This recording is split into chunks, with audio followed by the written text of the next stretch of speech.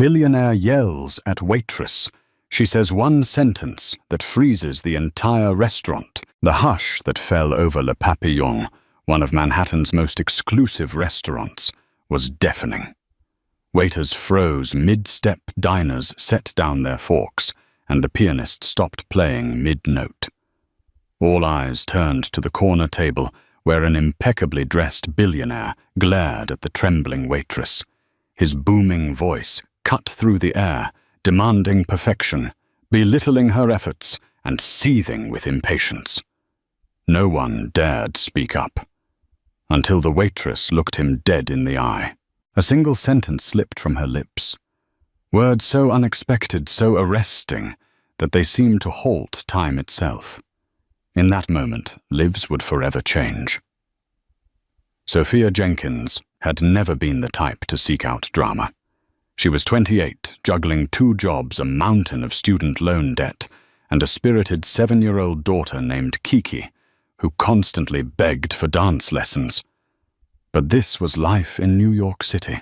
When Sophia was offered a part-time position at Le Papillon, a Michelin-starred establishment perched in the heart of Manhattan, she leaped at the chance. The tips alone could keep her afloat in a city where money flowed in torrents, but rarely settled among the working class. Nestled on the upper floor of an elegant pre-war building, Le Papillon was known for its French-Asian fusion menu and an unspoken dress code that turned away even the slightest breach of formality. The staff wore crisp black-and-white uniforms with embroidered lapels, and each employee was trained to an impeccable standard. Head chef Corinne Lemaire had once worked under a renowned chef in Paris, and rumor had it that celebrities like Beyoncé and even Bill Gates had stopped in for discreet meals. The pressure that came with such clientele was extraordinary. Yet Sophia believed the job was worth it. The pay was decent, the tips potentially life-changing, and the environment polished. As a single mother with unstoppable determination, she braced herself for the challenge. Each day, Sophia arrived 2 hours before her shift to help set up meticulously aligning silverware, wiping down wine glasses until they shone like diamonds under the chandeliers, and memorizing every nuance of the day's menu. She learned that if the chef de cuisine was in a sour mood, the staff had to be 2 steps ahead of any requests. If the sommelier had a special recommendation, they had to be ready to describe it flawlessly. Everything mattered: how you walked, how you held a plate, how you spoke to each diner. She was exhausted, but oddly satisfied at the end of every shift. Something about delivering a perfect service invigorated her. She likened it to a dance routine, every step and gesture choreographed, every phrase of speech practiced, every smile genuine yet carefully measured. Within weeks, Sophia found her stride. She charmed couples, celebrating anniversaries, corporate groups, toasting deals, and wealthy out-of-towners wanting a taste of luxury. She was thrilled when her first big tip arrived, a neat $200 from a hedge fund manager who appreciated her knowledge of vintage Bordeaux. That tip went straight into Kiki's Dance Dreams piggy bank. Outside of the restaurant, Sophia's world was decidedly more modest. Her tiny Queen's apartment was a cozy 1-bedroom where Kiki slept in a corner, partitioned off by a lavender curtain. The living room doubled as the dining space, and the kitchen was barely big enough to spin around in. Yet they made the most of it, filling each corner with drawings of princesses and pictures of exotic places they planned to visit one day. Despite the challenges, Sophia was determined to provide her daughter with a life that stretched beyond meager paychecks and cramped quarters. This new job at Le Papillon felt like a step in the right direction. So when she clocked in that fateful Saturday evening, she had no idea that her life was about to change. It was a busy night, reservations fully booked with what the maitre d' described as influential figures. This usually meant CEOs, high-profile attorneys, or maybe even a celebrity under a baseball cap. The entire staff was on high alert, as rumors were swirling that a notable billionaire might make an appearance. Chef Lemaire fretted in the kitchen, triple-checking fresh ingredients flown in from across the globe.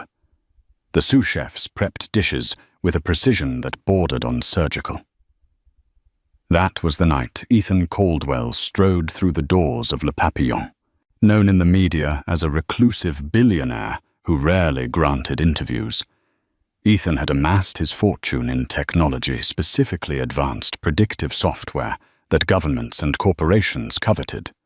He held the patent for a groundbreaking algorithm used in everything from stock market analysis to facial recognition.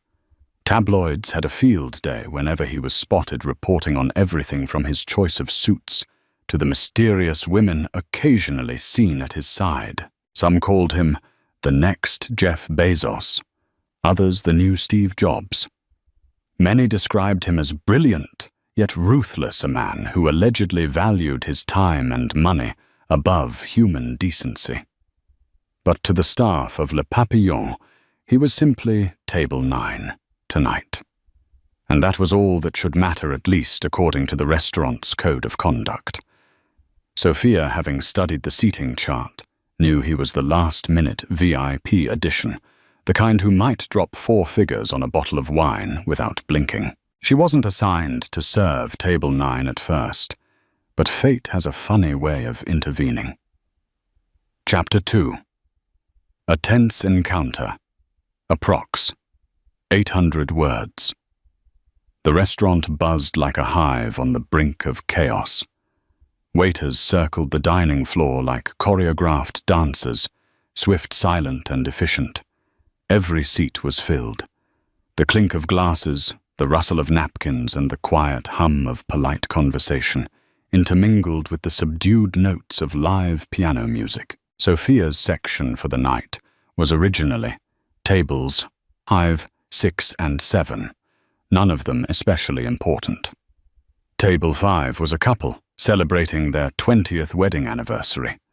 Tables was occupied by a solitary diner who was more interested in reading his thick biography of Winston Churchill than in socializing.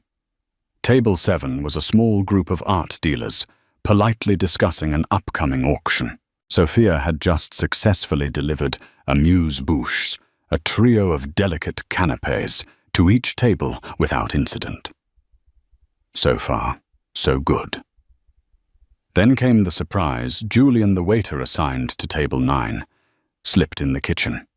It happened so fast he was carrying a tray of champagne flutes, headed for the VIP section, when a stray garnish of microgreens fell to the floor, causing him to lose his footing. Julian tumbled, flutes and champagne crashing in a spectacular, sparkling arc. He twisted his ankle badly. The maitre d' rushed in, anxious and pale, while Chef Lemaire let out an audible gasp from behind the pass. In that frantic moment, the maitre d' scanned the restaurant for a suitable replacement. Another server had just started her break. Another was bogged down with a 12 top in the opposite corner. His gaze landed on Sophia. "Sophia," he said quickly, "you're up?" She blinked, heart pounding. She was nervous, but the unspoken rule at Le Papillon was unyielding. You never question an order, especially in front of guests. She nodded curtly, found an open tray, and prepared herself to serve Ethan Caldwell. Reclusive billionaire, rumored to be as demanding as he was powerful. Taking a deep breath, she approached Table 9. Ethan Caldwell was no older than 45, tall and broad-shouldered with neatly styled salt and pepper hair. He wore a custom-tailored navy suit with a subtle pinstripe that probably cost more than a year of Sophia's rent.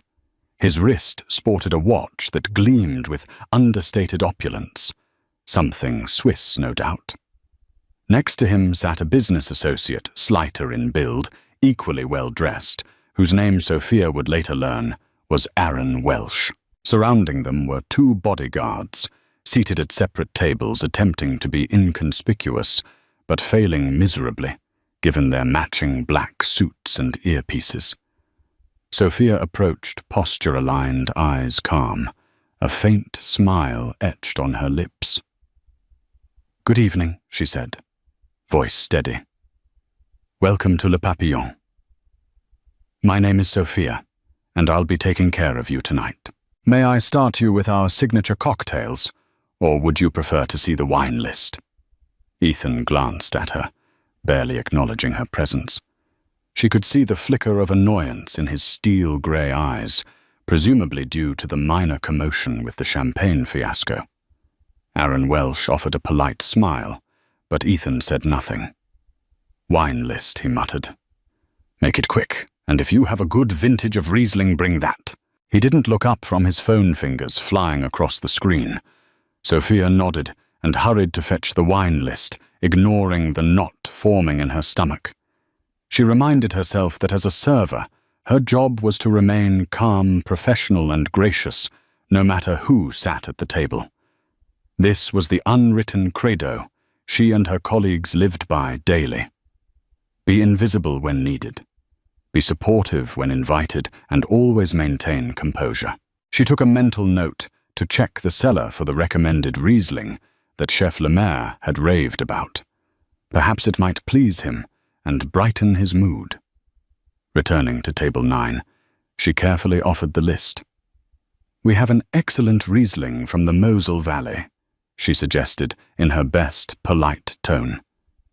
"It's a 2001 vintage, quite rare, with notes of peach apricot and a mineral finish. Head chef Corinne Lemaire speaks highly of it. I think it would pair beautifully with tonight's specials." Ethan paused, then tossed the wine list aside, as if it were a distraction.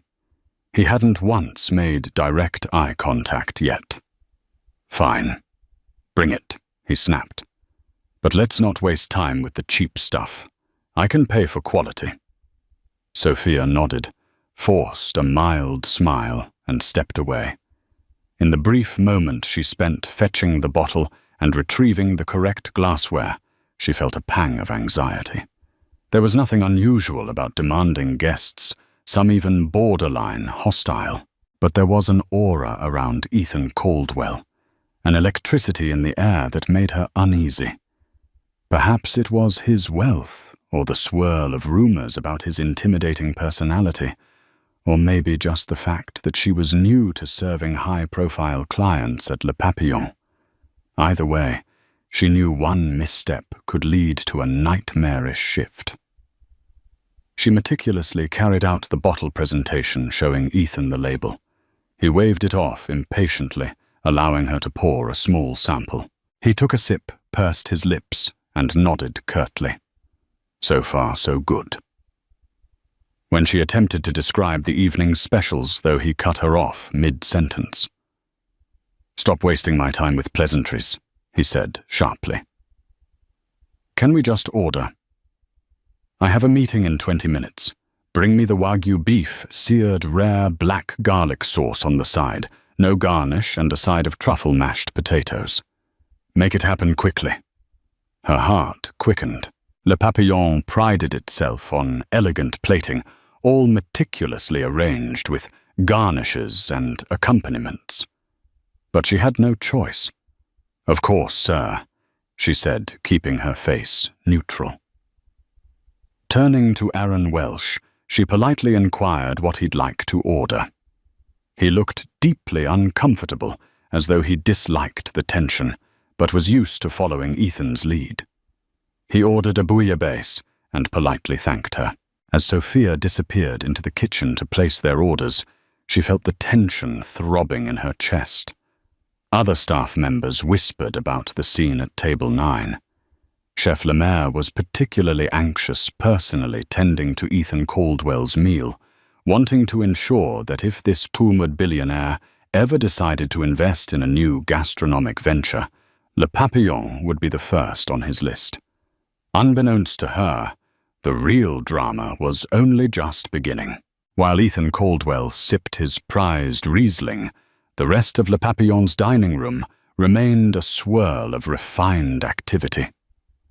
Waiters delicately balanced silver-domed trays, the pianist's melodic tunes floated on the air, and well-heeled patrons murmured amongst themselves. Yet there was an undercurrent of tension creeping outward from table 9, like ripples on a pond. Sophia was busy checking on her other tables. She refilled a glass of champagne for the anniversary. Couple answered a question about sauce pairings for the art dealers, and politely asked the solo diner if he'd like dessert. Despite juggling multiple requests, she couldn't escape the looming sense of dread. She knew she would have to return to Ethan Caldwell's table soon, and her stomach twisted at the thought. When Chef Lemaire rang the bell indicating that table 9's dishes were ready, Sophia quickly gathered the plates with practiced efficiency. The Wagyu beef glistened expertly, seared with the black garlic sauce in a small ramekin on the side. The truffle mashed potatoes were piped elegantly, though the garnish had been omitted as requested.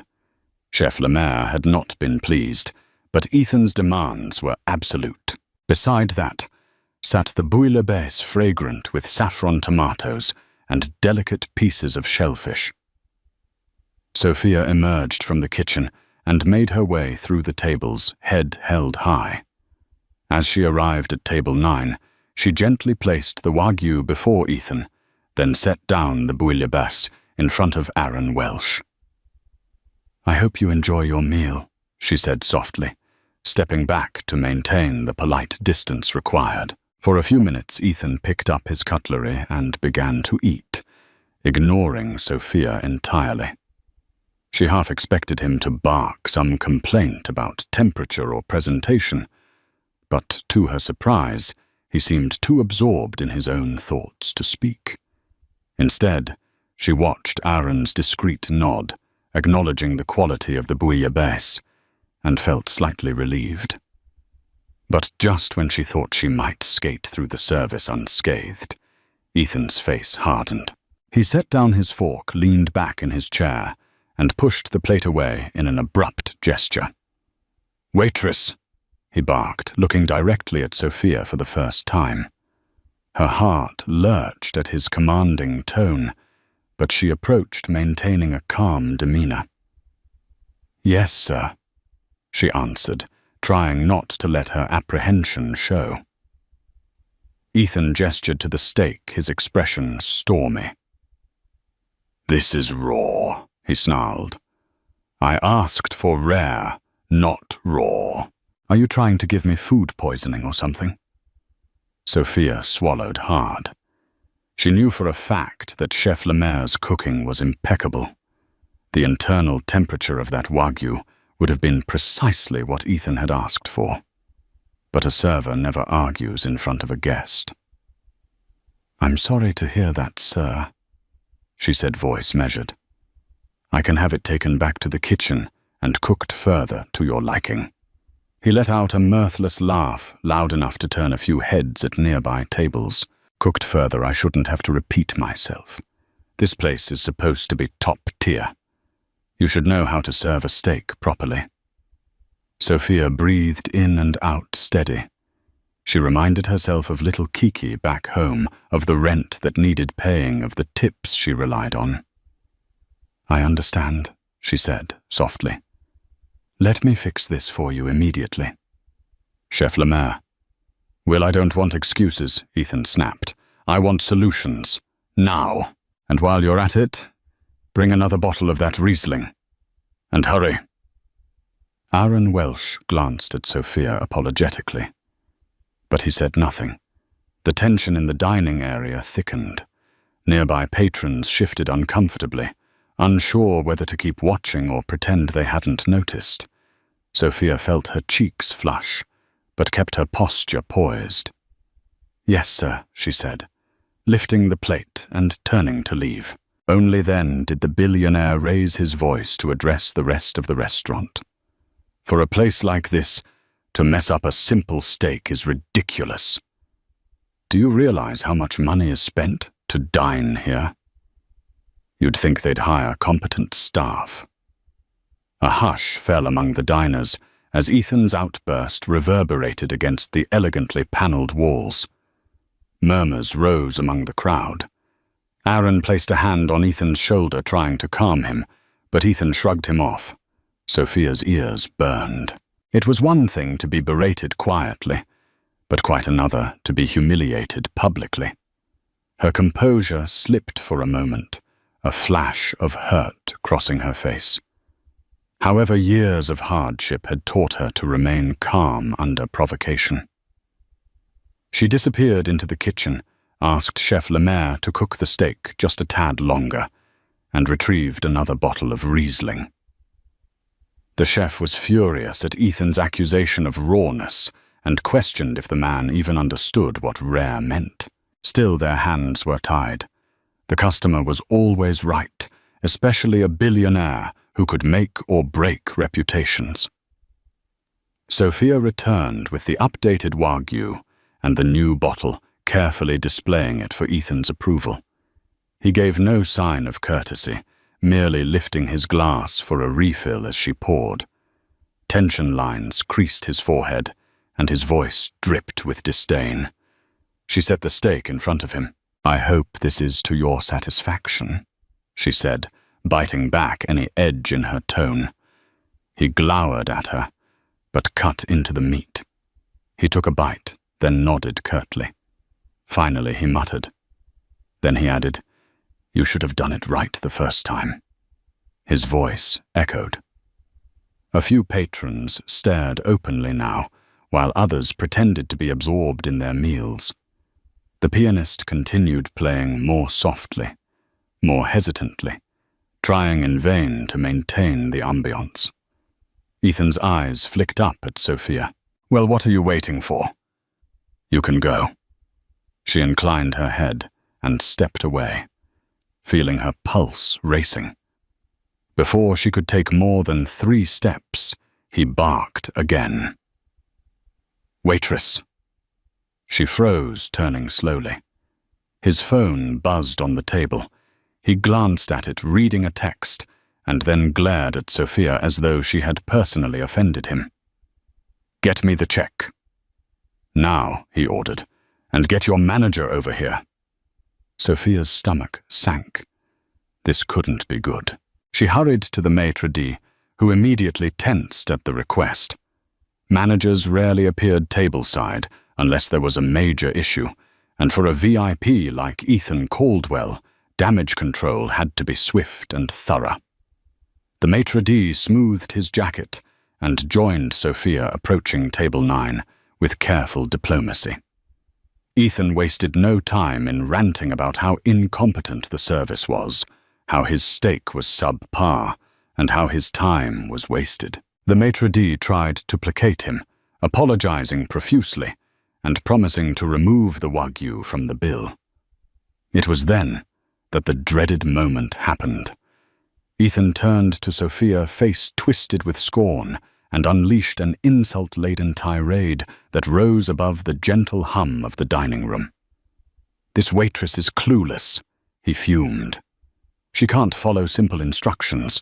She wasted my evening, brought me raw meat, and I'm paying top dollar unacceptable. I don't care if she's new or incompetent. People like her shouldn't be allowed in places like this. I've run companies with thousands of employees, and if any one of them performed like she did tonight, I'd have them fired on the spot." The whole restaurant fell silent. A hush blanketed the dining room, as though someone had hit a pause button on life itself. Every pair of eyes fixed on Ethan Caldwell, stunned by the ferocity of his outburst. The chatter of the other tables died away. Forks and knives clattered to a standstill, and even the pianist's fingers froze on the keys. Aaron Welsh was red-faced, staring down at his half-eaten bouillabaisse, clearly wishing he could melt into the floor. Sophia stood rigid, heart pounding in her ears. Her cheeks burned with both humiliation and anger. She struggled to keep in check. The entire staff watched as this towering man verbally pummeled her, telling the world she was worthless, incompetent. a nobody. Something inside Sophia cracked. She had spent years turning the other cheek, dealing with condescending customers who snapped their fingers, students in her second job as a dance instructor complaining about fees. Even the father of her child who vanished without a trace, leaving her alone to raise Kiki. She had always bottled up her frustrations, swallowing every harsh word and insult, convinced that meek acceptance was the only way to survive. But in this moment, with the entire restaurant gawking at her humiliation, her backbone finally straightened. She lifted her chin, looked Ethan Caldwell square in the eye for the first time that night, and spoke a single sentence that stopped all of Manhattan in its tracks. Or so it felt. "You can buy a steak, sir, but you can't buy decency."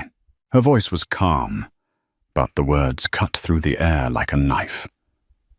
For a moment, it seemed as though time itself had halted. The words lingered, echoing in the silent dining room. Every person within earshot felt the impact of her statement. A wave of shock rippled through the crowd. Even the maitre d' was stunned into momentary silence. Chef Lemaire, peeking from the kitchen, felt her heart jolt with pride and dread all at once. Ethan Caldwell's expression froze. His eyes widened in anger, and a flush crept up his neck. No one spoke to him like this, especially not a waitress. After a stunned beat, he began to splutter. "What did you just say?" Sophia's composure held. Her posture was as straight as an arrow, her gaze unflinching. "I said you can buy a steak, but you can't buy decency."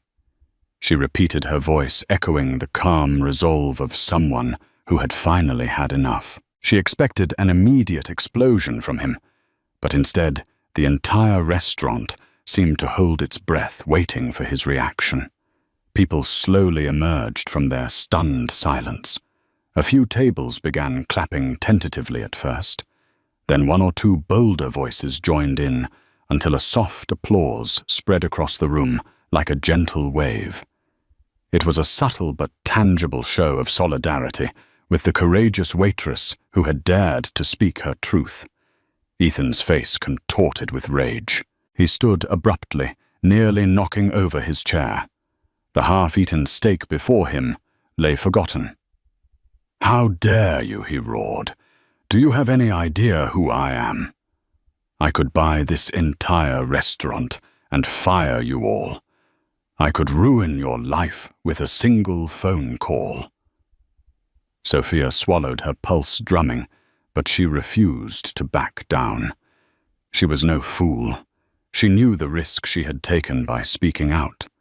She might lose her job, the only stable income she had. But in that moment, her self-respect outweighed her fear. "I'm well aware of who you are, Mr. Caldwell," she said quietly, her voice wavering only slightly. "I also know that doesn't give you the right to treat people like they're disposable." The applause grew louder. A few guests rose to their feet, nodding in agreement. A whirlwind of confusion seized the maitre d'. On one hand, he needed to protect the restaurant's reputation from a furious billionaire. On the other, the moral compass of every person in that room had been rattled by Ethan's vicious behavior. The staff exchanged worried glances, uncertain of how to intervene. Ethan Caldwell's breathing was heavy. He jerked his gaze from Sophia to the maitre d', to the onlookers around him, all of whom were either silently watching or openly showing support for the waitress. It was a surreal moment, a standoff between an exceedingly wealthy man and a courageous woman who'd had enough of being trampled upon. Your manager, Ethan, hissed, turning to the maitre d'. "Now." The maitre d' stepped forward, hands held out in a conciliatory gesture. "Mr. Caldwell, please accept our apologies for any." Ethan silenced him with a raised hand. "I'm done," he said, his voice seething with anger. "I won't spend another minute here. This is unacceptable. Do you realize what a public relations nightmare this is for me? I'll see to it that this establishment suffers. And you—" He snarled at Sophia. "You just made the biggest mistake of your life."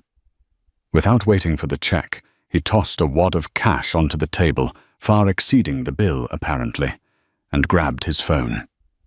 Aaron Welsh quickly scrambled after him, whispering apologies to the stunned staff.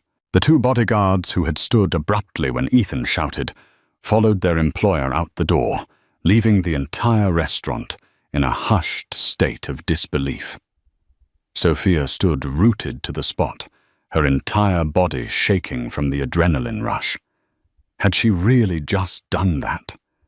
The weight of her words hit her, and she wondered if she had gone too far. She might have lost her job. The cost of that rebellious sentence might spell financial disaster. But deep down, an ember of pride glowed in her chest. She'd spoken truth to power, even if it would cost her everything. Chapter 5. After the storm, approx. 800 words. The echo of Ethan Caldwell's threats lingered in the dining room long after he stormed out.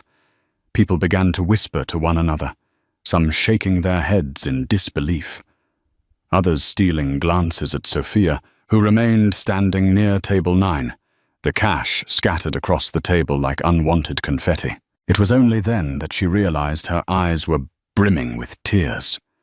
The stress, the fear, and the triumph of that single moment overwhelmed her. Before she could wipe her eyes, the maitre d' stepped forward, followed closely by Chef Lemaire, who had emerged from the kitchen. "Sophia," he said gently, pressing a hand to her shoulder. "Are you okay?" She swallowed hard and nodded, blinking away the tears. "I'm sorry," she managed. "I don't know what came over me." Chef Lemaire spoke up. Her voice tinged with both concern and admiration. "What came over you was the courage to stand up to a bully, chérie. I'm proud of you for speaking your truth, but we have to be prepared for the consequences." Sophia's heart sank. "I understand if you need to let me go," she murmured. "I spoke out of turn. I was unprofessional." "Let's not make any rash decisions," the maitre d' interjected. "You did what you felt was right. If Mr. Caldwell makes good on his threats, we'll have to deal with it then. But for now, take a few minutes to collect yourself." One of the bussers stepped up to clear the table, but the maitre d' raised his hand. "No," he said, eyeing the pile of cash Ethan had flung down. "We'll handle that carefully. The check was never finalized." "This is complicated." Sophia, too, shaken to deal with the financial logistics of the situation, nodded. I'll step outside for a moment." She made her way to the back exit, escaping into the alley, where the restaurant disposed of its trash. Under the soft glow of a single street lamp, she leaned against the cold brick wall and inhaled the crisp night air. Her mind whirled with 100 questions. How would she pay her bills if she lost this job? What about Kiki's dance lessons? Had she just shattered her future with one impulsive sentence? Yet amidst the swirl of fear, she felt an undeniable relief. For once, she hadn't just swallowed her dignity.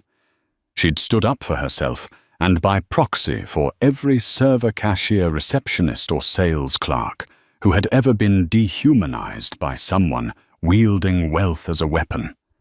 She was startled by a gentle voice. Sophia turning, she found one of her co-workers, a fellow waitress named Marta, hovering in the doorway. Marta, a kind soul in her early 40s, had been at Le Papillon for years. She offered Sophia a comforting smile. "Some of the customers asked for you," Marta said softly. "They wanted to thank you for what you did." "Thank me?" Sophia asked, surprised. but I probably just ruined the restaurant's reputation and my own. Marta shrugged. You said what everyone was thinking. The way he treated you was awful. He was acting like he owned the world. A lot of us have been there dealing with entitled customers. It's refreshing to see someone push back. Sophia exhaled, shaky, but somewhat reassured. She gave a small nod. I'll be back in, but I need a minute. Can you let the maitre d' know? Of course, Marta said with a supportive smile. Then she ducked back inside, leaving Sophia to gather her thoughts in solitude. As she stood there in the crisp air, she thought of Kiki. Her daughter had always looked up to her, proud that her mother was a dancer and a hard-working waitress. Sophia tried to imagine explaining her actions to Kiki. Could she say, "Mommy lost her job because she wouldn't let a mean man talk down to her"? A tear slipped down her cheek, and she brushed it away, steeling herself. If she had to start over, she would. But at least she had looked that bully in the eye and refused to let him trample her spirit. Eventually, she returned to the dining room. Though she felt drained and hollow, she put on a professional face to finish her shift. She apologized to the anniversary couple for the disturbance, but they were gracious, telling her she was an inspiration for standing up for herself. The art dealers expressed similar sentiments. Even the solitary diner paused his reading long enough to slip her an extra tip. Word had obviously spread about what had happened. "I'm proud of you," one older woman whispered, gripping Sophia's hand as she left. "We need more women who speak their minds." Yet for every supportive gesture, there was an undercurrent of tension among the staff. Everyone wondered how the owners would react when they heard about the scene. Would they side with the young waitress who risked the restaurant's good graces with an influential billionaire? Or would they do damage control at her expense? By the end of the night, as the last table was cleared and the doors were locked, Sophia felt emotionally spent. She dragged herself into the staff locker room to change, half expecting the maitre d' to appear and hand her a pink slip. But he never came. Instead, the only person who entered was Chef Lemaire. "Sit, chérie," she said, gesturing to the small bench against the wall. "I wanted to speak with you before you went home." Sophia sank onto the bench, her stomach churning with anxiety. Chef Lemaire sat beside her, a sympathetic expression, softening her usually stern features. "Sophia," she began, "you made quite the impression tonight. Many of our regulars are already telling me how deeply they respect you, and I do too." A lump formed in Sophia's throat. "Thank you. That means a lot. But what about Ethan Caldwell? His threats weren't empty. He's one of the wealthiest men in the city. He could ruin Le Papillon's reputation, or sue us," or Chef Lemaire nodded gravely. "We'll see what happens. For now, management hasn't asked for your resignation, and as far as I know, they're not planning to. In fact, the maitre d' hinted that the owners might want to take a different approach. There's a lot of support for you, more than you might realize. I suggest you go home, rest, and wait to hear from them tomorrow." Relief washed over Sophia, though she couldn't fully relax. "Thank you, Chef," she whispered, tears brimming again. The older woman patted her hand. "Go home. Hug your daughter. Tomorrow's another day, and we'll face it together if need be." Sophia nodded, packed up her things, and left the restaurant. She hopped on the subway back to Queens, her mind still spinning. As she looked out at the flickering tunnel lights, she couldn't help but think about the consequences of her actions. Tomorrow would bring either hope or doom, or maybe both. But for now she clung to a small sense of victory. She had no idea her words would soon become a viral sensation. When Sophia woke up the next morning, Her phone was vibrating incessantly on her bedside table. She groaned, glancing at the clock. 6:30 a.m., an ungodly hour for a Sunday. Sliding her finger across the screen, she saw a barrage of text messages, missed calls, and notifications from social media apps she rarely even opened. Her pulse jumped. What on earth was happening? She unlocked her phone to find a flood of messages, some from co-workers at Le Papillon, others from friends she hadn't spoken to in years, and even from unknown numbers. Words jumped out at her. "OMG, you're trending. Are you okay?" That was so brave. "Call me ASAP." Her heart hammered as she scrolled through social media. She was tagged in multiple posts. One particular video shaky footage from a patron's phone showed Ethan Caldwell berating her in the restaurant, then captured the pivotal moment when she uttered the sentence that left the room stunned. "You can buy a steak, sir, but you can't buy decency."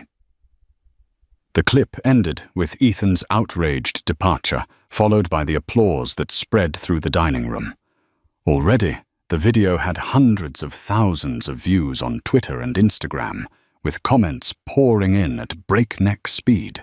Finally, someone stood up to that jerk Billionaire. "Go Waitress, respect. I want to find her and give her a medal. Ethan Caldwell is a known tyrant." Good for her. There were detractors, too, who insisted Sophia was out of line, that a server should never speak to a patron like that, especially someone who could ruin their life. But the majority seemed overwhelmingly supportive. Hashtags like #YouCan'tBuy. Decency trended throughout the morning. Sophia felt dizzy with anxiety. She had never asked for this kind of attention. What if the owners of Le Papillon saw it and decided she was a liability? What if Ethan Caldwell launched a defamation lawsuit? She was just a single mom, trying to make ends meet. Not a freedom fighter, ready to battle a tech titan. Still in her pajamas, she paced the narrow living room, while Kiki, still half asleep, wandered out of her makeshift bedroom. Rubbing her eyes, her daughter asked Mommy, "Why are you up so early?" Sophia plastered on a smile. "Don't worry about it, sweet pea," she said, kissing her on the forehead. "How about I make us some pancakes before we do anything else today?" Kiki's eyes lit up. "Yes, please, with chocolate chips." "Of course," Sophia said softly. While she whisked the batter, her phone continued buzzing on the countertop. She received a call from Marta, who sounded breathless. "You have no idea what's going on," Marta exclaimed. "The owners just called an emergency meeting with the entire staff for noon today. Rumor has it reporters are calling the restaurant non-stop trying to get your name. It's crazy." Sophia's stomach sank. "Do you think they'll fire me?" Marta hesitated. "I don't know. But I do know we're all rooting for you. Customers have been calling too, praising what you did. Hang in there." Sophia thanked her and set the phone aside, focusing on flipping pancakes as if her life depended on it. After breakfast, she dressed Kiki and brought her to her friend Lydia's place, who often watched Kiki when Sophia had short-notice obligations. She confided in Lydia about the situation, and Lydia, always the optimist, reassured her that everything would work out. It was with trembling hands and a racing heart that Sophia arrived at Le Papillon just before noon. A small throng of reporters and cameramen hovered outside the entrance, brandishing microphones and cameras. She recognized the logos of local news stations, and her chest tightened with dread. How had this spiraled so quickly? One of the reporters spotted her. Miss, is it true you're the waitress who stood up to Ethan Caldwell? Can you tell us what happened?" Sophia lowered her gaze and attempted to slip past them. She didn't want to make any statement that could worsen her situation. The maitre d' was at the door, ushering her in quickly. "Good to see you," he murmured. "Just head to the private dining room in the back. The meeting's about to start." Inside, every member of the staff was already seated. Bartenders, servers, chefs, bussers, and hosts. The tension was palpable. At the head of the room stood Franco Moretti, the restaurant's general manager, and Patrice Fontaine, the majority owner of Le Papillon. Sophia had only seen Patrice once before, during a special event. Patrice was a tall, elegant woman in her mid-50s, with silver hair twisted into a sleek chignon. Her posture exuded confidence, and her cool blue eyes commanded the room's attention. When Sophia entered, heads turned, and she felt a flush creep up her neck. She quietly slipped into a seat near the back. Franco cleared his throat and began, "Thank you all for coming in on short notice. As you're all probably aware by now, a video involving an incident at our restaurant last night has gone viral. While this has put our establishment under sudden media scrutiny, we need to address this situation professionally and collaboratively." He glanced at Patrice, who stepped forward. "Le Papillon has always prided itself on excellence," she said, her voice clear. "Not just in our cuisine, but also in our service. However, we also believe in treating our staff with dignity. We do not condone the mistreatment of our employees by anyone, regardless of wealth or influence." A low murmur rippled through the staff. Sophia's heart fluttered at Patrice's statement. Was it possible that the restaurant's management actually stood behind her? Patrice's gaze scanned the room until it found Sophia. "Sophia Jenkins," she said. "Please come forward." A hush fell. Sophia's stomach knotted as she rose from her chair and walked toward the front of the room, aware that every eye followed her. Sophia Patrice began, "I've been informed of the details surrounding last night's event. We've all seen the footage that's been circulating. While we do not usually encourage public confrontations with guests, your response to Mr. Caldwell's verbal abuse has sparked a much-needed conversation about the respect and value of service workers. As the owner of Le Papillon, I believe it is crucial to stand by my staff when they have been attacked unjustly." Sophia swallowed, her voice barely above a whisper. "Thank you, Ms. Fontaine. I truly appreciate that. I never intended to cause a scene or bring negative press to the restaurant. "You spoke truth," Patrice interrupted gently. "I've already been in contact with our legal team in case Mr. Caldwell decides to pursue legal action, which we doubt he will. The public sentiment appears to be in your favor, and any lawsuit on his part would likely cause him more damage in the court of public opinion." Relief coursed through Sophia. She hadn't realized just how tense she was until that moment. Does that mean I still have a job?" Patrice's lip curved in a wry smile. "Yes, Sophia, you still have a job. In fact, we'd like to highlight your dedication and poise amid extreme circumstances. However, we must be cautious with the media. We don't want to provoke Mr. Caldwell or inflame the situation. If you receive any press inquiries, direct them to our public relations department." "Understood?" Sophia nodded, tears threatening to spill. "Yes. Thank you so much. I won't let you down." Patrice patted her hand, then addressed the staff.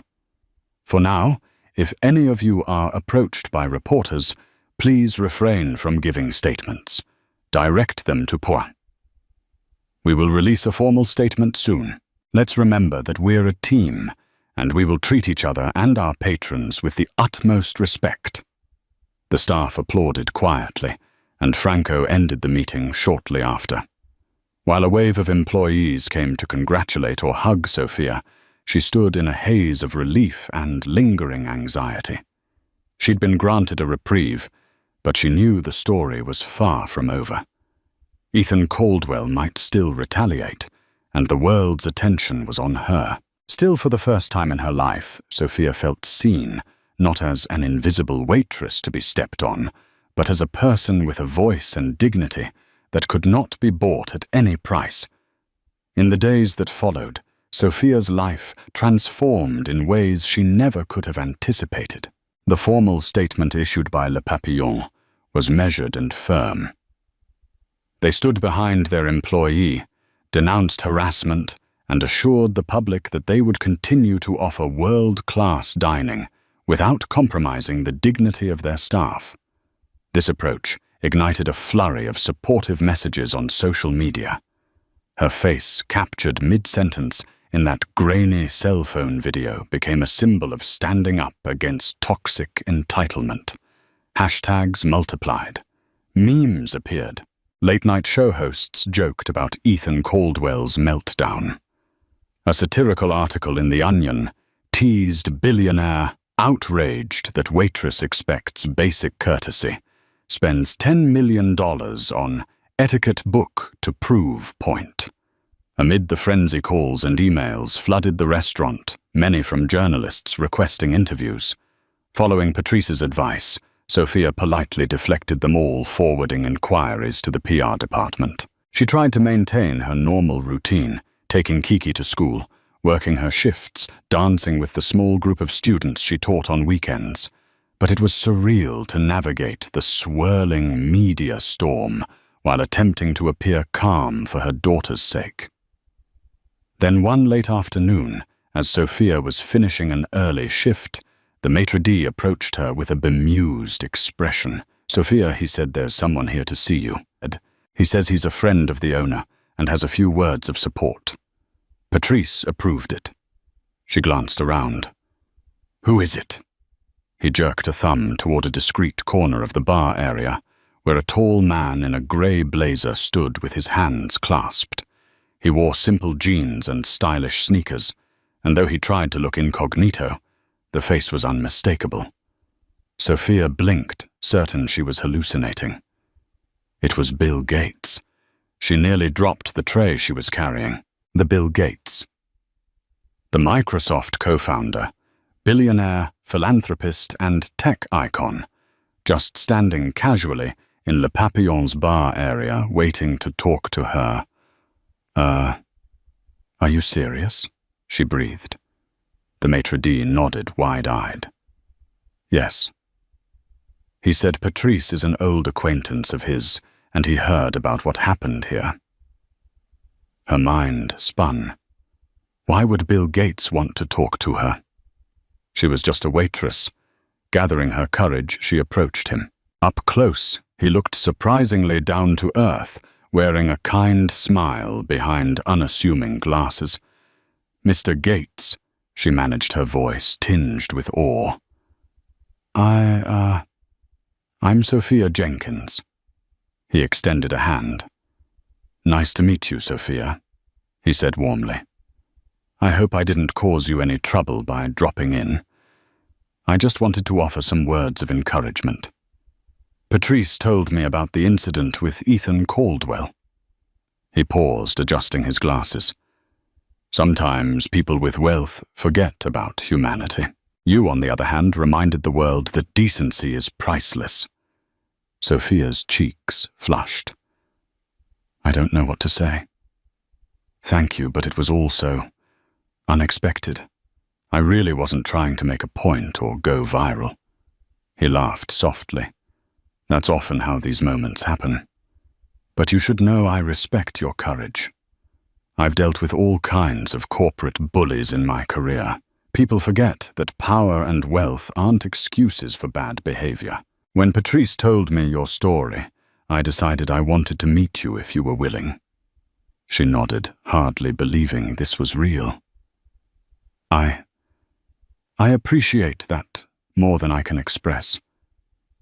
But aren't you worried about being seen here? The press might." He lifted a hand, stopping her. "I'm not here to stoke any controversy. I'm just here to say that not everyone with money is like Ethan Caldwell, and you shouldn't let his actions define how you see people with resources. I also hope you won't let his threats intimidate you. There are many of us who admire your backbone. Honestly, I wish more people spoke up in situations like that." Before Sophia could respond, Patrice materialized, beaming. She greeted Bill Gates with a friendly kiss on each cheek, then turned to Sophia. "I see you two have met," she said, her voice filled with pride. "Sophia, Bill, and I were chatting earlier about a potential philanthropic collaboration. We're looking into how we can help support workers' rights in the hospitality industry. We want to ensure that no one else has to face what you did." A whirlwind of emotions swirled in Sophia's chest.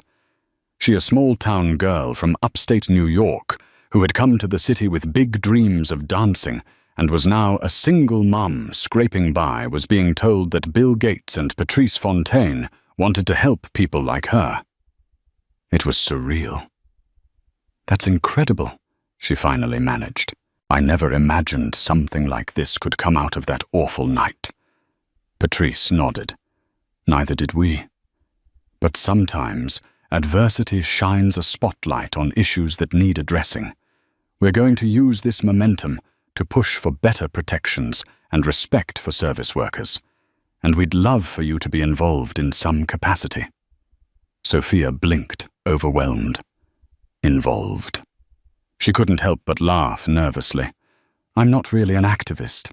I told a rude billionaire he couldn't buy decency. That's all." Gates gave a small chuckle. "That one sentence may have changed more than you realize. You see, real social shifts often start with everyday individuals who speak up in one critical moment, and then everyone else realizes they're not alone in how they feel, that they too can speak out." Sophia felt tears prick her eyes again, but this time they were tears of wonder and gratitude.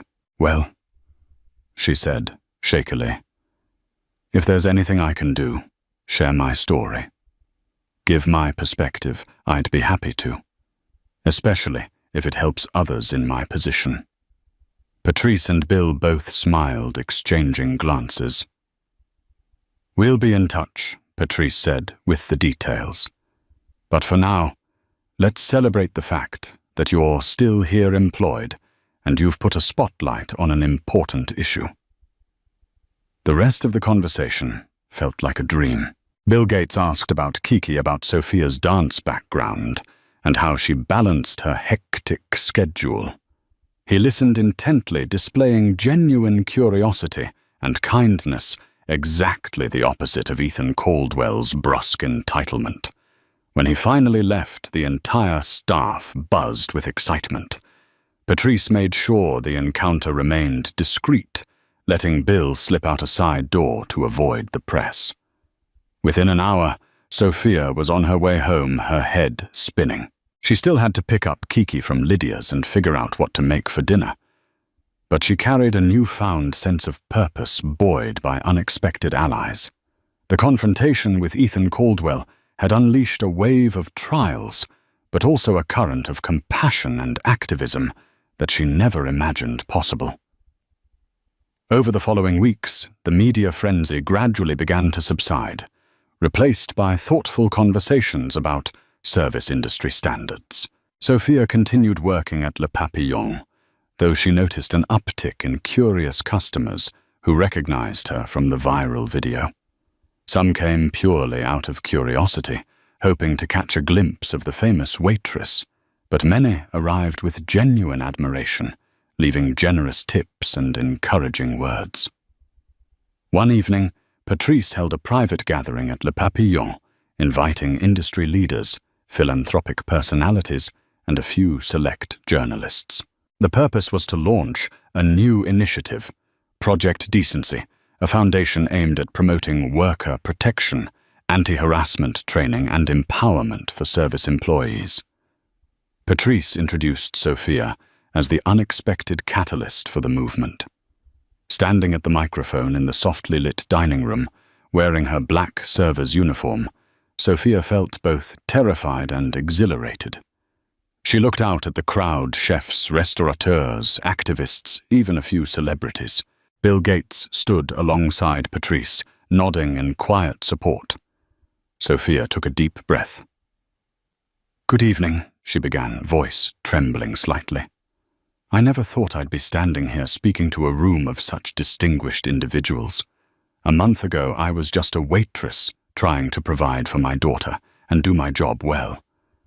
But one night, everything changed.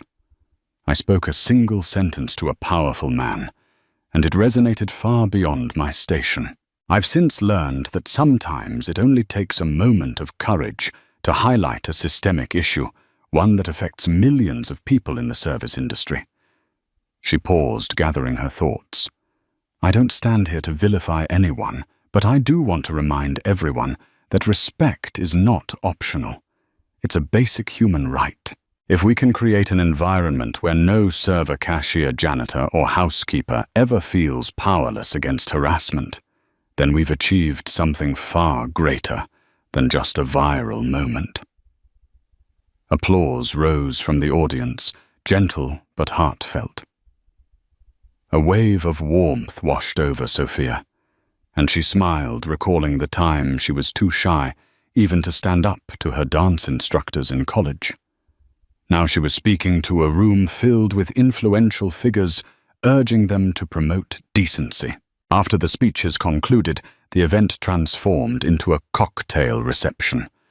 Guests mingled sampling hors d'oeuvres crafted by Chef Lemaire. Sophia found herself inundated with handshakes and business cards. A high-profile Hollywood actress, known for her activism, told Sophia, "I wish I had your courage when I was working as a waitress in my early days." An older restaurateur in a white suit nodded solemnly and said, "You reminded me why I got into hospitality in the first place, to serve and to respect people." Later, while sipping a tonic water by the bar, Bill Gates approached, giving her a reassuring smile. "Well done," he said. "You handled that speech like a pro." She laughed self-consciously. "My legs were shaking the entire time. Public speaking isn't exactly my thing." He raised an eyebrow good-naturedly. "You seemed at ease. Maybe you're a natural." He then glanced at Patrice, who was engaged in animated conversation with a group of journalists, and lowered his voice. "I wanted to let you know that we, Patrice and I, are considering you for a more formal role in Project Decency. Obviously, this would be your choice entirely. We wouldn't want to pressure you, but we think your authentic voice is incredibly valuable." Sophia's eyes widened. "A role, as in working for the foundation." He nodded. "Part-time or full-time, whatever you can manage. We know you have responsibilities with your daughter, and we'd never ask you to quit your job at Le Papillon if you don't want to. But we'd like you to be an ambassador, a spokesperson of sorts, traveling with us to speak about worker empowerment. We can provide compensation, of course, and we can adapt the schedule around your availability." Her mind reeled. That sounds amazing, but also terrifying. I've never done anything like that. He offered a kind smile. "Think about it. Talk it over with your loved ones. The offer stands whenever you're ready." With that, he gave her a friendly nod and slipped away. Sophia exhaled, her thoughts spinning. She recalled the day she started at Le Papillon, how anxious yet hopeful she felt. How far she'd come from that moment. Now she had opportunities she never dreamed of, born from a confrontation she never asked for, but one she bravely faced anyway. Across the room, Chef Lemaire caught her eye and winked. The memory of that infamous night flickered Ethan Caldwell, shouting, belittling acting as though he owned the restaurant and every soul in it. She remembered the single sentence she uttered that changed everything. You can buy a steak, sir, but you can't buy decency. In that moment, she realized she'd stumbled into something far bigger than herself. By the time she got home that night, Kiki was already asleep in bed. Sophia tiptoed in, gently kissed her daughter's forehead, and headed to her cramped living room, where she sank onto the couch. She looked around at the cozy chaos dance shoes by the door, Kiki's crayons scattered on a table, a hamper of laundry waiting for her in the corner. It was a humble life, but it was hers. Her phone buzzed. She checked the screen to see a notification, an email from Patrice. Subject line, Project Decency Follow-up.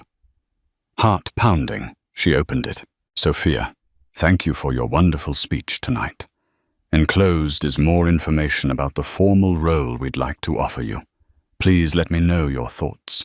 We believe you can make a real difference.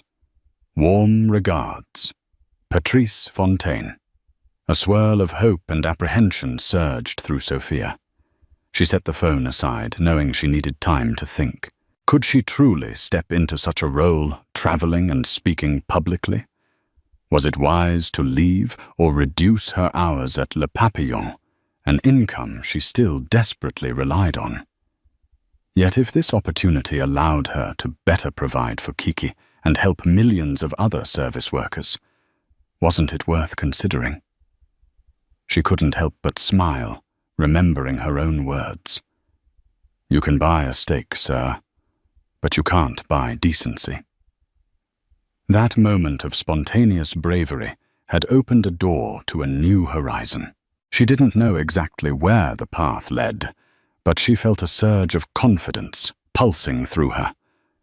Perhaps, just perhaps, she was discovering a purpose she never imagined. Life, she realized, had a funny way of turning a single sentence into an entire movement. And so ends the story of how a single mom, struggling to make ends meet, found herself at the epicenter of a culture-shifting moment in one of Manhattan's most prestigious restaurants. Sophia's bold stand against a powerful billionaire began as an unexpected clash, but evolved into a clarion call for respect and dignity in the workplace. From viral social media clips to chance encounters with philanthropists like Bill Gates, her journey shows us that one voice, no matter how humble, can spark real change. Will Sophia stay at Le Papillon or join Project Decency full-time? That's a decision she's still weighing. But one thing's clear, she'll never be the same timid waitress who accepted insults quietly. Sometimes it takes just one sentence to reveal who you truly are and transform the world around you. Thank you for watching. If you enjoyed this story, please like, share, and subscribe to our channel for more dramatic, inspiring tales just like this one. Your support helps us keep creating content that uplifts and entertains. Let us know in the comments what you'd do if you were in Sophia's shoes. And remember, no matter how big or small you feel, your voice matters.